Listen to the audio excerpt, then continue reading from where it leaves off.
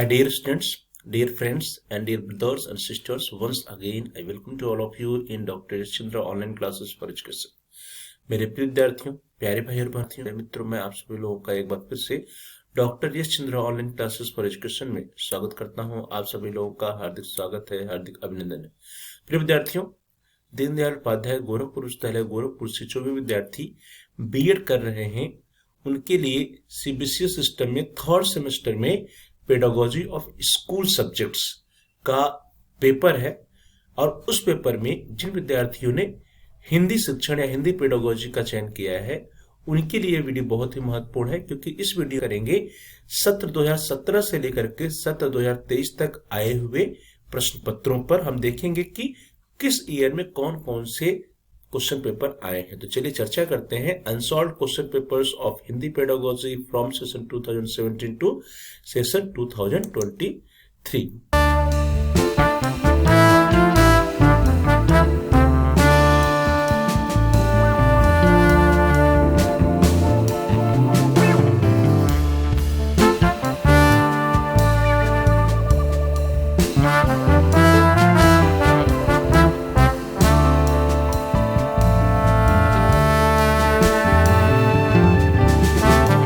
सबसे पहले हम सत्र 2017 के क्वेश्चन पेपर को और उसके बाद 23 के क्वेश्चन पेपर को हम लोग देखेंगे कि किस वर्ष कौन कौन से प्रश्न आपसे हिंदी पेडागोजी या हिंदी शिक्षण के विषय में पूछा गया था। इस क्वेश्चन पेपर में, इस प्रश्न पत्र में, इस कोर्स में क्या क्या प्रश्न आए थे। स्टूडेंट्स, आपके स्क्रीन पे देखिए पेपर 6 और 7 ग्रुप E2 हिंदी शिक्षण 2017। तो 2017 में ग्रुप E2 में था और एक क्वेश्चन पेपर आ गया है। देखिए नोट है, कुल 5 प्रश्नों के उत्तर दीजिए। प्रश्न संख्या 1 अनिवार्य है। प्रश्न संख्या 1 है, उत्तर लगभग 200 शब्दों में दीजिए, आंसर इन अबाउट 200 वर्ड्स। जो टॉपिक है जिसपे आपको 200 शब्दों में उत्तर देना है, अ है भाषा की रूप, ब है भाषा का अर्थ, स है त्रिभाषा सूत्र और द है गद्य शिक्षण के उद्देश्य। इसके बाद खंड आ में केवल 2 प्रश्न के उत्तर देने होते हैं और उत्तर की जो सीमा होती है 1000 शब्द होती है प्रत्येक प्रश्नों की उत्तर देने की। तो खंड अब जो प्रश्न आए हैं, क्वेश्चन नंबर 2 है, देखिए कीजिए। क्वेश्चन नंबर 3 है, हिंदी भाषा शिक्षण हेतु प्रयुक्त विभिन्न शिक्षण विधियों की विवेचना कीजिए।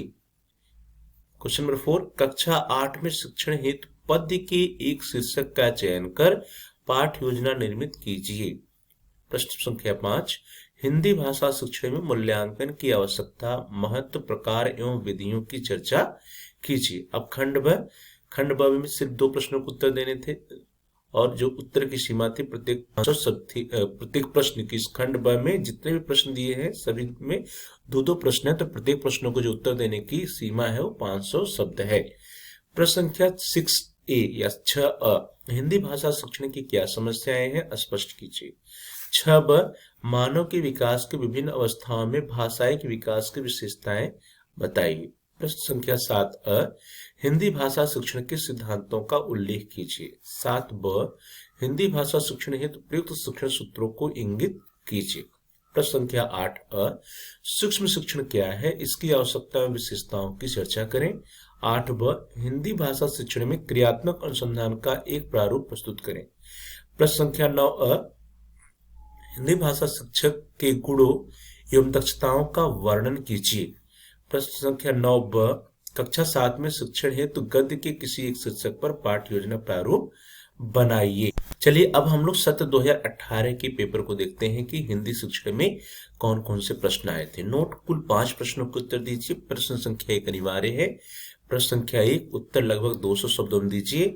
अ, हिंदी भाषा के महत्व को स्पष्ट कीजिए। ब, हिंदी भाषा की प्रमुख विशेषताओं को लिखिए। स, हिंदी भाषा के उद्देश्यों को व्यवहारिक रूप में लिखने के लाभ बताइए। द, हिंदी भाषा पाठ सहगामी क्रियाकलापों की चर्चा कीजिए। खंड अ या सेक्शन ए, कुल 2 प्रश्नों के उत्तर की सीमा 1000 शब्द। प्रश्न संख्या 2, भाषा से संबंधित अपेक्षित योग्यताएं कौन कौन सी हैं, इन योग्यताओं के विकास हेतु आप कौन कौन सी शिक्षण विधियां अपनाएंगे, वर्णन कीजिए।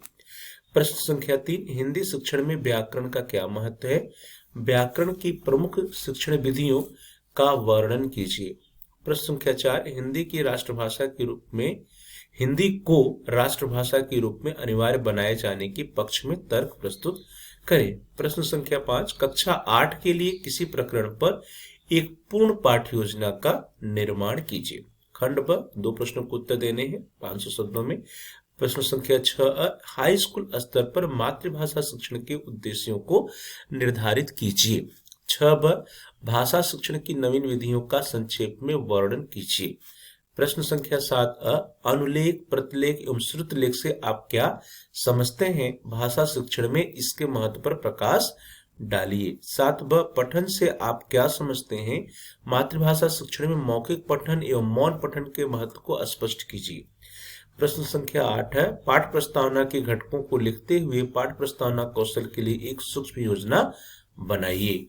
8ब, भाषा शिक्षण में निदानात्मक एवं उपचारात्मक शिक्षण की आवश्यकता पर प्रकाश डालिए।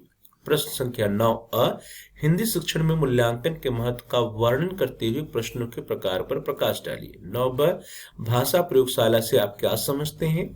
भाषा शिक्षण में इसके महत्व की विवेचना कीजिए। चलिए अब आगे बढ़ते हैं। अब हम देखेंगे सत्र 2019 के क्वेश्चन पेपर को। हिंदी शिक्षण, pedagogy of Hindi, group E. Note, कुल 5 प्रश्नों को उत्तर दीजिए। प्रश्न संख्या 1 अनिवार्य है। प्रश्न संख्या 1, प्रत्येक भाग का उत्तर लगभग 250 शब्दों में दीजिए। त्रिभाषा सूत्र को स्पष्ट कीजिए। ब, व्याकरण शिक्षण के उद्देश्य बताइए। स, हिंदी भाषा शिक्षक के गुणों का उल्लेख कीजिए। और द, क्रियात्मक अनुसंधान के प्रमुख सोपानों को लिखिए। सेक्शन ए या खंड अ में पहला प्रश्न जो है वो प्रश्न संख्या 2 है। प्रश्नों को जो इस सेक्शन में जो वर्ड लिमिट है, शब्दों की सीमा है, वो 1000 शब्द है। 1000 शब्द में प्रत्येक प्रश्न का उत्तर देना है। किन्हीं 2 प्रश्नों को खंड खंड अ में से आपको चुनना है। इस सेक्शन से 2 प्रश्नों को उत्तर देने हैं। प्रश्न संख्या 2, मातृभाषा से आप क्या समझते हैं? इसके महत्व पर प्रकाश डालते हुए पाठ्यचर्या में इसका स्थान निश्चित कीजिए। प्रश्न संख्या 3, हिंदी भाषा शिक्षण की प्रमुख शिक्षण विधियों का सविस्तार वर्णन कीजिए। प्रश्न संख्या 4, पाठ योजना की उपादेयता पर प्रकाश डालते हुए कविता शिक्षण हेतु कक्षा 7 के लिए एक विस्तृत पाठ योजना बनाइए। हिंदी भाषा, प्रश्न संख्या 5 है, हिंदी भाषा शिक्षण में मूल्यांकन की आवश्यकता और महत्व पर प्रकाश डालिए तथा इसके विभिन्न प्रकारों का उल्लेख कीजिए। खंड ब, निम्नलिखित में से किन्हीं 2 प्रश्नों का उत्तर दीजिए। प्रश्न के प्रत्येक भाग का उत्तर 500 शब्दों से अधिक नहीं होना चाहिए। प्रश्न संख्या 6, हिंदी गद्य शिक्षण में कठिन शब्दों के स्पष्टीकरण की कौन कौन सी विधियां हैं? उदाहरण स्पष्ट कीजिए। 6ब, मातृभाषा में रचना शिक्षण के क्या उद्देश्य है? माध्यमिक स्तर पर कौन कौन से रचनाकार कराए जाने चाहिए? प्रश्न संख्या 7, हिंदी भाषा शिक्षण में वाचन का क्या महत्व है? सस्वर वाचन और मौन वाचन के अंतर को स्पष्ट कीजिए। 7ब, हिंदी भाषा शिक्षण में वर्तनी संबंधी दोषों का उल्लेख करते हुए उनमें सुधार हेतु उपाय बताइए। प्रश्न संख्या 8, हिंदी भाषा शिक्षण के सामान्य सिद्धांतों की विवेचना कीजिए। 8ब, विकास की विभिन्न अवस्थाओं में मातृभाषा शिक्षण के उद्देश्य बताइए। प्रश्न संख्या 9, हिंदी भाषा शिक्षण में दृश्य श्रव्य साधनों की उपयोगिता। 9ब, पाठ सहगामी क्रियाएं क्या हैं? हिंदी भाषा शिक्षण हेतु प्रमुख पाठ सहगामी क्रियाओं का उल्लेख कीजिए। चलिए आगे बढ़ते हैं और अब हम लोग 2020 के क्वेश्चन पेपर को देखेंगे। मेथड्स ऑफ टीचिंग में जो हिंदी का क्वेश्चन पेपर आया था ग्रुप ई में। नोट, कुल 5 प्रश्नों के उत्तर दीजिए। प्रश्न संख्या 1 अनिवार्य है। खंड अ तथा ब प्रत्येक से 2-2 प्रश्नों के उत्तर दीजिए। सभी प्रश्नों के अंक समान है। प्रश्न संख्या 1, प्रत्येक भाग का उत्तर लगभग 250 शब्दों में दीजिए। अ, भाषा का अर्थ और परिभाषाएं। ब, हिंदी भाषा शिक्षण की समस्याएं। स, हिंदी भाषा में मूल्यांकन की आवश्यकता। द, हिंदी भाषा शिक्षण के गुण। प्रश्न संख्या 2, खंड अ, इस खंड से किन्हीं 2 प्रश्नों को उत्तर दीजिए। प्रश्न संख्या 2, हिंदी भाषा की प्रकृति, विशेषताएं और उद्भव तथा विकास की चर्चा कीजिए। प्रश्न संख्या 3, मातृभाषा शिक्षण के विभिन्न सिद्धांतों एवं शिक्षण सूत्रों का वर्णन कीजिए। प्रश्न संख्या 4, मातृभाषा शिक्षण में आप विद्यार्थियों में कौन कौन से भाषाई कौशल विकसित करेंगे? प्रयोग की जाने वाली विभिन्न विधियों का उल्लेख कीजिए। प्रश्न संख्या 5, कक्षा 8 में शिक्षण करने हेतु आप गद्य या पद्य के किसी पाठ को पढ़ाने के लिए एक पाठ्य योजना बनाइए। सेक्शन बी खंड नंबर नोट, इस खंड में से किन्हीं दो प्रश्नों के उत्तर दीजिए। चयनित प्रश्नों के दोनों भागों का उत्तर लिखिए, प्रत्येक का उत्तर लगभग 500 शब्दों में दीजिए। 6 हिंदी का अन्य विषयों के साथ क्या संबंध है, विवेचना कीजिए। ब हिंदी भाषा की पाठ्य योजना में हम कितने प्रकार के उद्देश्य लिखते हैं, उल्लेख कीजिए। प्रश्न संख्या 7 उच्च प्राथमिक कक्षाओं में शिक्षण हेतु तो आप किन शिक्षण विधियों का उपयोग करेंगे, लिखिए।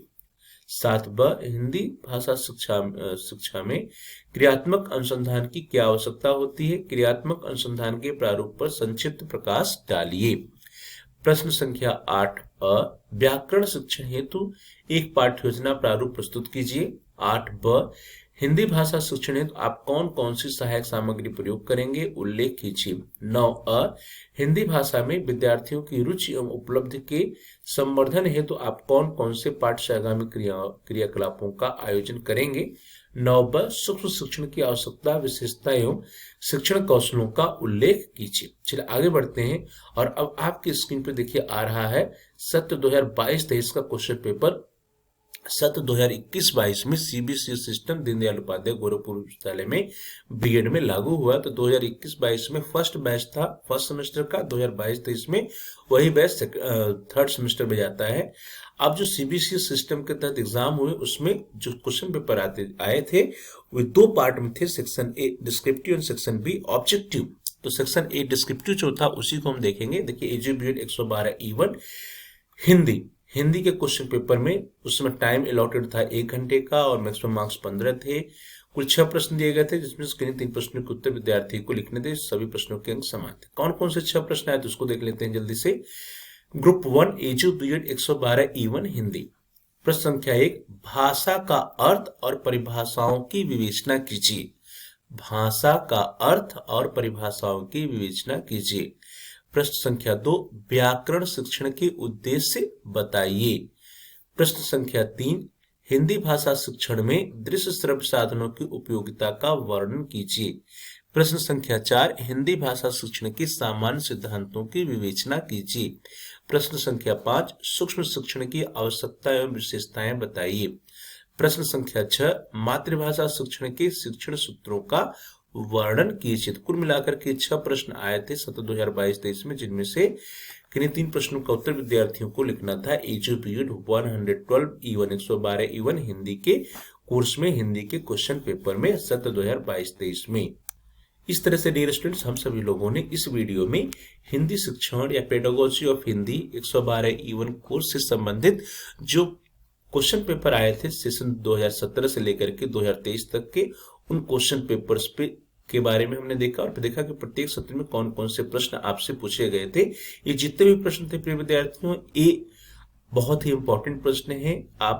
मुझे पूरी उम्मीद है कि जो ये अनसॉल्व क्वेश्चन पेपर्स या जो जिन प्रश्नों के बारे में हमने चर्चा किया इसकी तैयारी आप अच्छे से करेंगे और इससे यह होगा कि जो आपका आने वाला एग्जाम है उसमें आप अच्छे अंक प्राप्त कर पाएंगे, क्योंकि जितने भी प्रश्न अगर इतने प्रश्नों की तैयारी आप कर लेते तो लगभग 50% जो है प्रश्न इन्हीं प्रश्नों में से आपकी परीक्षा में पुनः पूछे जाएंगे।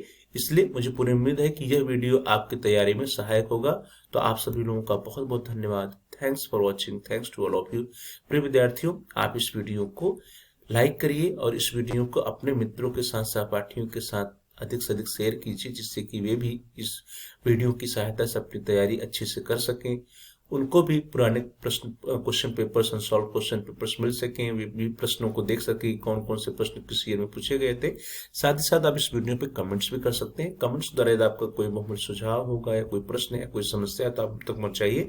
हम आपके प्रश्नों का उत्तर देने का प्रयास करेंगे, आपकी समस्याओं का समाधान करने का प्रयास करेंगे और साथ साथ जो भी आपके बहुमूल्य सुझाव होंगे उन सुझावों पर अनुपालन भी करने का प्रयास करेंगे। और साथ साथ यदि अभी तक आप चैनल को सब्सक्राइब नहीं किया है तो कृपया आप चैनल को सब्सक्राइब कर लीजिए, जिससे कि प्ले लिस्ट में जाकर के आप अपने कोर्स रिलेटेड ढेर सारे वीडियोज में से अपनी आवश्यकता की वीडियोज को सर्च कर पाएं, चुन पाएं। इसके लिए जरूरी है कि आप चैनल को सब्सक्राइब कर लीजिए। जहां पर सब्सक्राइब लिखा है उसके बगल में घंटी का आकार बना है, बेल का आइकन बना है, उसको दबाइए। उसको प्रेस करने पर कुछ विकल्प आते हैं, उन विकल्पों में आप आल के विकल्प को, आल के ऑप्शन को चुन लीजिए। इससे यह होगा कि इस चैनल पे जो भी नए वीडियो जाएंगी उसकी नोटिफिकेशन, उसकी सूचना आपको समय से मिल जाएगी और आपका कोई भी वीडियो मिस नहीं होगा। तो dear students, please like, share and comment on the video, also subscribe the channel and press the bell icon all.